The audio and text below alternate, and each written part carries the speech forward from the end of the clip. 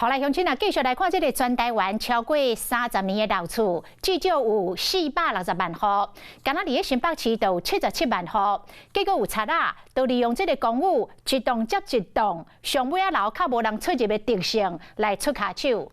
这个贼仔堡大早日才偷走入去一间老公寓，讲偷摕32万的现金甲金仔，过2天过来。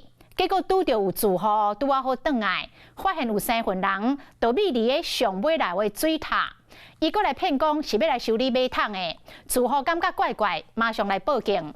想袂到这个贼仔竟然是模仿着极限运动，用跑酷的方式跳过隔壁栋来绕跑，也毋过最后也是互警察看起来咯。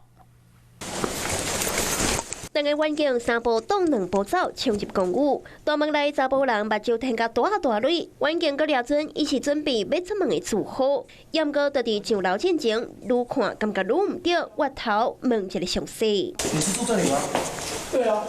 你住几楼？4楼啊。你刚刚有没有看到一个人？我刚下来，不知道。你住这边多久了？住这里，我来找朋友啊。你住这里又在这边找朋友？没有。啊，你刚刚说你住4楼，你到底住4楼还是来找朋友？来找朋友。查甫人做贼心虚，愈来愈可疑。好佳在报案的民众赶过来指认，就是伊疑似想要做贼仔。你刚刚看到是他吗？你有跟他对话嘛？对不对？对啊，就是他没有错啦。嫌犯出现伫新北市土城区自兴路86巷一栋公寓的楼尾顶，去互当去厝的住户看到。 问是啥？那伊秘伫个水台边啊？对方讲伊是来修马桶的，住户真警觉，随着报案。又毋过警方人到现场，安怎嘛找无嫌犯的人？扩大范围搜索，伫离报案所在100公尺外公寓，找到这个查甫人。就算伊想要假做住户，嘛骗袂过警察，当场互逮捕。就是因为我们都是连结的嘛，哈，他就直接翻过去了。嫌犯利用老公寓之间一栋连续外特性，模仿跑酷的选手跳到隔壁栋。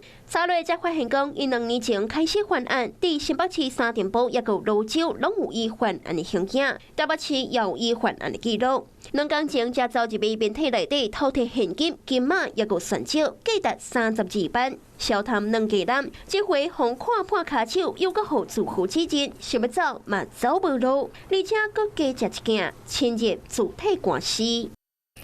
Hello， 我是林仙怡。想要抢先掌握最及时的新闻资讯吗？赶快订阅、按赞、开启小铃铛，锁定华视新闻 YouTube 频道。